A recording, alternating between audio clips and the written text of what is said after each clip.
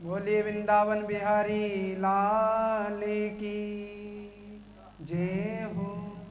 बोलिए सतगुरुदेव भगवान की जय हो। गुरुर् ब्रह्मा गुरुर्विष्णु गुरुर्देवो महेश्वर गुरुर्साक्षात् परब्रह्म तस्मै श्री गुरुवे नमः। जय जय श्री राधा रमण जय जय नवल किशोर जय गोपी चितचोर प्रभु जय जय माखन चोर। शिव समान दाता नहीं विपत निवारणिहार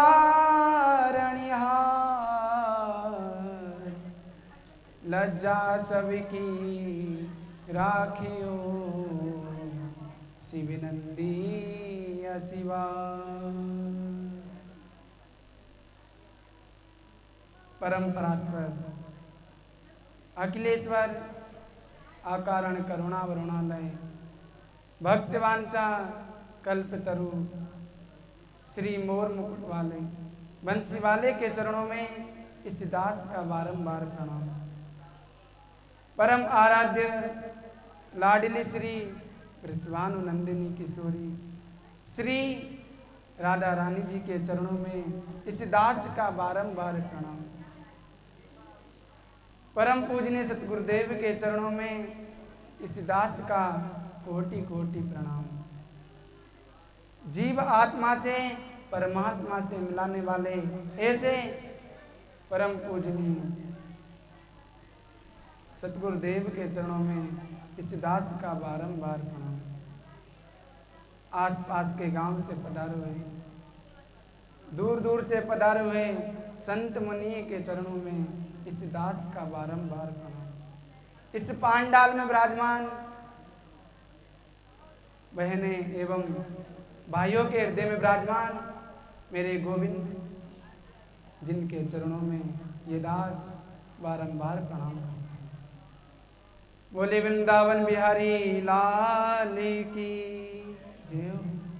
भक्तों आइए कथा में प्रवेश करते हैं। आज सूत जी महाराज शौनकादिक ऋषियों को बताते हैं कि हे ऋषिगणों मैं आपके प्रश्नों का उत्तर तो दूंगा, लेकिन सबसे पहले मैं अपने गुरुदेव को प्रणाम करना चाहता हूँ। उसी समय आज सूत जी महाराज अपने गुरुदेव को नमन करते हैं कि यम प्रवजन्ते मनुपेति मपेति कृत्यम द्वैपायनो बिरह का तरया जुआव उत्प्रेति तन्मयतया तरिवो विनेदु तम सर्वभूत हृदयं मुनिमानितोस्मि। आज सूत जी महाराज बोले कि मैं अपने गुरुदेव को प्रणाम करता हूं। आज सूत जी महाराज ने अपने गुरुदेव श्री सुखदेव जी महाराज को प्रणाम किया और उसी समय शौनकादि ऋषियों ने प्रसन्न कर दिया कि हे गुरुदेव आप हमें एक बात बताओ कि ये सुखदेव जी कौन है। इनका बार बार वर्णन आता है, इनका वर्णन तो भागवत जी में भी आया है। उसी समय सूत जी महाराज ने कहा कि ये सुखदेव जी कोई और नहीं है, ये सुखदेव जी मेरे गुरुदेव हैं। इनका विवाह पीवरी नामक कन्या से हुआ इसके बाद सुखदेव जी महाराज घर छोड़कर चले गए। महाराज आज जैसे ही सुखदेव जी महाराज घर छोड़कर चले गए, और इनका वर्णन तो भागवत जी में भी आया है। जब इनका भागवत जी में शरीर जलाया गया ना, लेकिन भागवत जी में ये वर्णन नहीं आया। भागवत जी में तो ये वर्णन आया कि श्रृंगी ऋषि द्वारा राजा परीक्षित को श्राप लगा हुआ था, और उसी समय परीक्षित जी गंगा के तट पर जाकर सभी ऋषियों से पूछते हैं और कहते हैं, ऋषिगणों आप हमें एक बात बताओ कि जिसकी मृत्यु 7वें दिन हो उसे क्या करना चाहिए। महाराज, जिसकी मृत्यु 7वें दिन हो उसे क्या करना चाहिए। अरे भक्तों, मरना तो सभी को 7 दिन में है, लेकिन आज राजा परीक्षित सभी से प्रसन्न कर रहे हैं। ये राजा परीक्षित का प्रसन्न कोई स्वयं के लिए नहीं था, ये तो जन कल्याण के लिए था महाराज, क्योंकि सभी को 7 दिन में मरना है। रवि, सोम, मंगल, बुध, गुरु, शुक्र और शनि, इन 7 दिनों में सबकी मृत्यु हो जाएगी। लेकिन इसके बाद राजा परीक्षित को सुखदेव जी महाराज ने कथा सुनाई, लेकिन ये मालूम नहीं हुआ कि सुखदेव जी महाराज कब आए और कब चले गए। आज इसके बाद मुख्य वक्ता के विराजमान होकर सुखदेव जी महाराज कथा श्रवण करा के चले गए। और उसी समय जब सूत जी महाराज से प्रसन्न हुआ ना कि सुखदेव जी कौन है, भाई मेरे, ये सुखदेव जी कोई और नहीं है, ये सुखदेव जी महाराज हमारी राधा रानी के तोते हैं। जब भगवान राधा रानी के साथ गोलोक धाम में निवास करते हैं ना, तो उन्हीं के पास में तोता भी रहता था, जिनका नाम था कलविंग। अब एक दिन की बात है, वो तोता उड़कर कभी राधा रानी के हाथ पर बैठता तो कभी भगवान कृष्ण के हाथ पर बैठता। अब जब भगवान के हाथ पर बैठता तो भगवान ने कहा, अरे प्यारे आप राधे के पास जाओ। और जब राधे के हाथ पर बैठता तो राधा रानी कहती, अरे आप भगवान श्री कृष्ण के हाथ पर बैठो। अब तोता बड़ा परेशान हो गया और तोता कहने लगा कि मैं क्यों दोनों का नाम क्यों नहीं जपूं। आज तोता एक संकीर्तन के रूप में मेरे प्रभु कन्हैया और राधा रानी का नाम जपने लगा कि राधे कृष्णा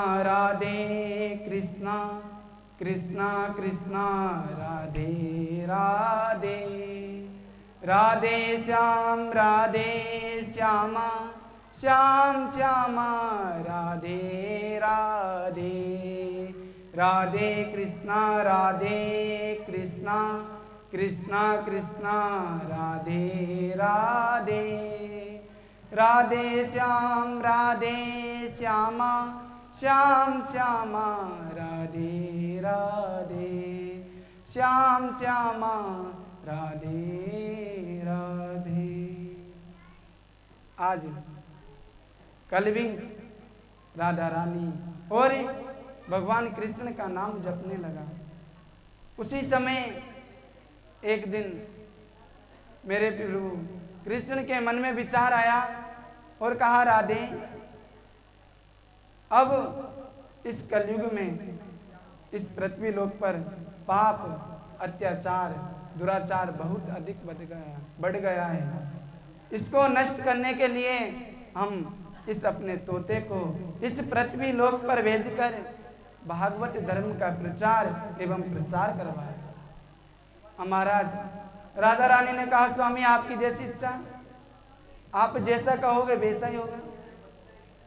आज भगवान ने तोते से कहा कि अरे कलविंग, जाओ और इस पृथ्वी लोक पर जाकर इस भागवत धर्म का प्रचार एवं प्रसार करो। महाराज जैसे ही तोता गया तो एक तोती के घर में प्रवेश कर गया।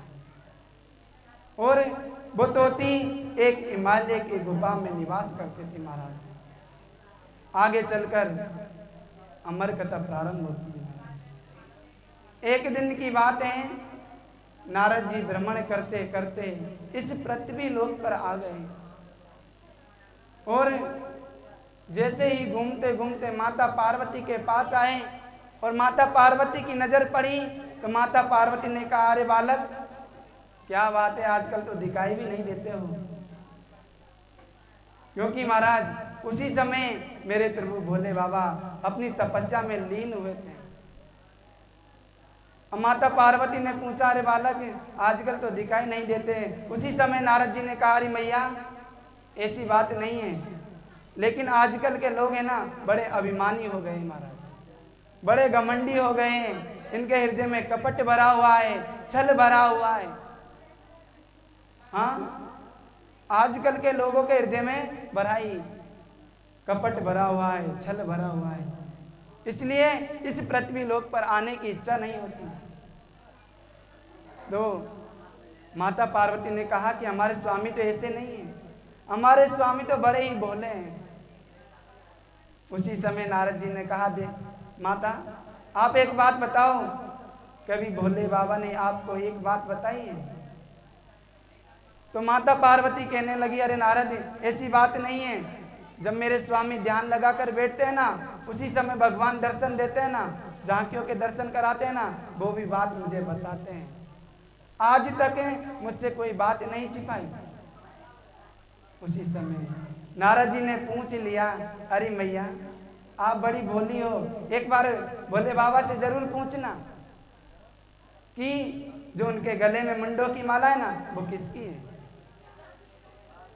उसी समय मैया ने कहा कि अरे नारद, आपने ये तो बड़ी सुंदर बात कही है।